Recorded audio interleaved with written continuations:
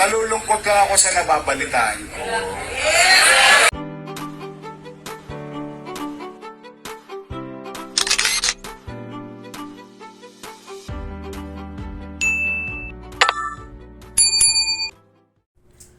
Welcome back sa aking YouTube channel. Para sa mga first time nyo nanonood, please click mo na yung James TV na bila. Anyway guys, wala nang bayad o libre lang. Tulong mo na lang din sa kapwa mo. Alright? Thank you very much. So ang topic natin ngayon ay kumusta muna pala sa mga Iskonians na patuloy na sumusuporta sa ating channel at kay Yorme Isko Moreno. At sa mga hindi Iskonian na naniniwala at napapabilib ni Yorme dahil sa mga resibong pinagawa niya. Sa topic natin ngayon for today's video, Yorme dismayado sa pinagawang world class na public hospital ng bagong hospital ng Maynila. And guys, kasi nagkaroon siya ng talk sa mga tao na kung saan ibinulgar niya at dismayado siya, malungkot siya.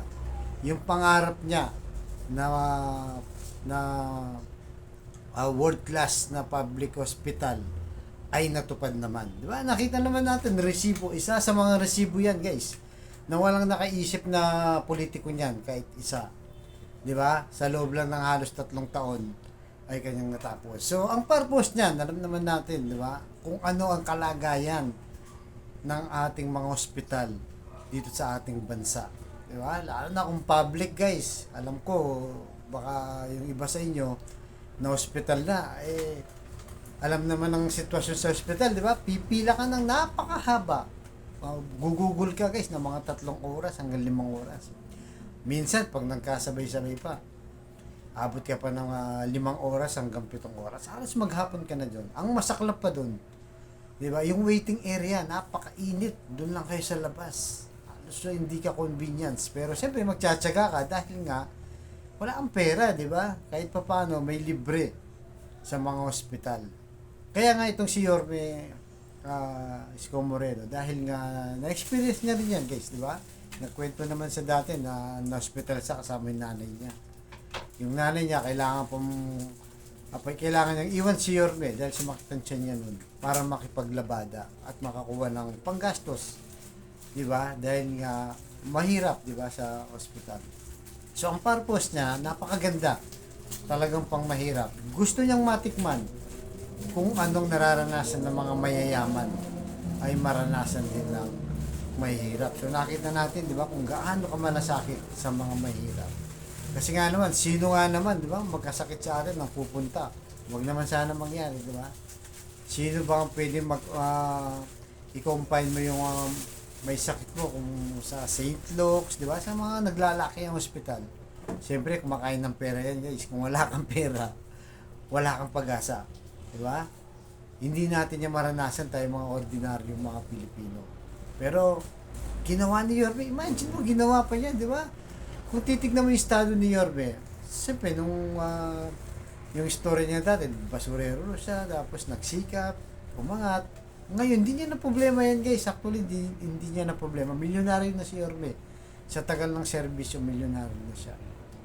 Pero, bakit, di ba, naiisip pa niya na yung kapwa mahirap dati, na tayo mga ordinaryo, ay gusto niyang guminhawa.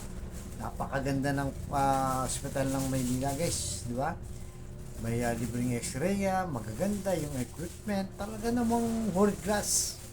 Talagang St. Luke's. Kaya yun ang pangarap niya. Pero yun na nga lang, hindi nagamit. Sino ba yung health department, guys? Ng head ng health department? Hindi ba yung asawa ni Hanny Lacuna, itong si Pangan, Dr. Pangan? Diba? So paano yan? Siya rin pala yung head niyan. Bakit hindi magamit? Na kung ano yung purpose talaga, ay parang nawala. Kaya sobrang lukot. Sa tingin ko, isa rin ito sa naging posisyon ni Yorme na bumalik nga sa Maynila sa mga reklamo ng mga Manileño. So, kaya guys, ano masasabi nyo dito? Di ba? Nasayang yung mga pinagawang magaganda, hindi naman pala na-avail di ba, na dapat nalalasap ng mga mahihirap, yung nalalasap ng mga mamamayan, di ba, ng ating mga kababayan dito sa Manila. Alright guys, so comment down below po kayo kung ano yung comment nyo at babasahin natin lahat yan para malaman ko ano yung saloobin nyo. Alright, so narito na, bibigay ko na guys, si Yorme Isko Moreno. Pasok Yorme. Hiningi ko yung boto ninyo noong 2019. Tinatang ko responsibilidad sa balikan ko. Buntot ko, hila ko. Hindi para maghanap ng problema, kundi maghanap ng solusyon. Tama ho ba?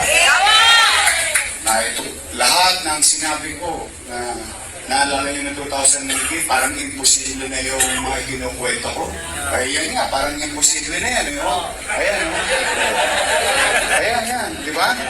Halos ayaw paniwalaan ng tao, pwede ba yun? Pwede ba yun? 10-story, fully air-conditioned, public hospital, may MRI, may CT scan, may X-ray, multiple operating room. Kasi nung araw sa luma, pag nasaksak ka, dalawa kayo, teka, sak muna, brad, tiisin mo muna yan. Salpa mo, hintay ka lang yan. Hindi, di ba? Nalulungkot ka ako sa nababalitaan ko. Kumbaga, nangyari yung pangarap, nandiyan ang gamit, ba't hindi magamit ng tao? Diba? Hindi makamit ng tao yung purpose. Sa totoo, alam yung pangarap ko talaga dyan nung araw. Kaya ko yan in air condition sa glass. Alam nyo bakit? Alam nyo ba ang ward? Ito hindi ko alam kung na-hospital na kayo. I hope hindi mangyari sa inyo. Alam nyo yung ward dyan? Yung ward? Isang maliit na kwarto, 6 na kama lang, 2 aircon, 2 banyo. Di ba? Tapos, may salamin. Mamimili ka ng view. Manila Subview o Manila Bay View. Tapos makikita mo sa dagat. Nandun ka sa 10th floor. May sikat ng araw.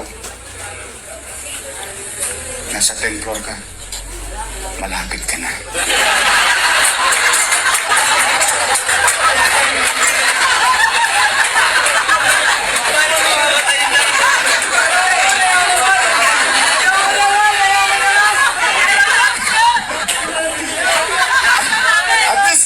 Ang biyahe mo.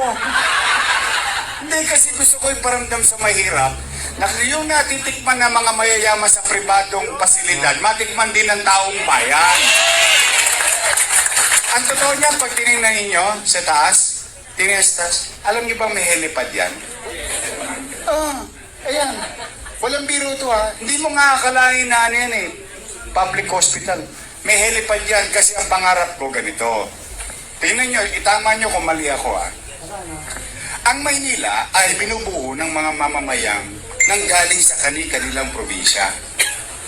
Diba? Naitla tayo, halos tayo, nanay ko taga Samar, o tatay ko taga Antique, o nagkita sila sa Tondo, nakalawit ng tatay ko yung nanay ko, ako Buma. Ganun kasimple yun. Pero ang punto ko, bakit ako bibili ng helicopter? Alam nyo magkano? Yung helicopter, 320 million. Ganun kamahal. Anong helicopter to? Yung Medivac. Bakit?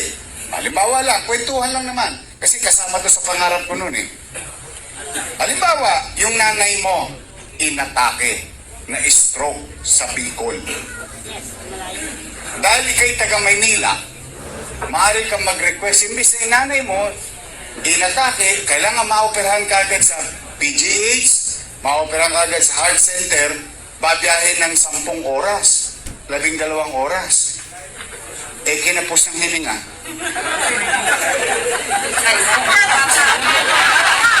Tama? Pero dahil ikay taga Maynila, maaari mo makuha yung serbisyo ng helicopter, kukunin ko nanay mo sa Bicol, 45 minutes, nasa heart center na siya. Kaya yan helipad pag naman. Ngayon, ba't hindi ko tinuloy yung helicopter? Bakit? Nagpandemya. Inilipat ko muna yung pera. Bakit?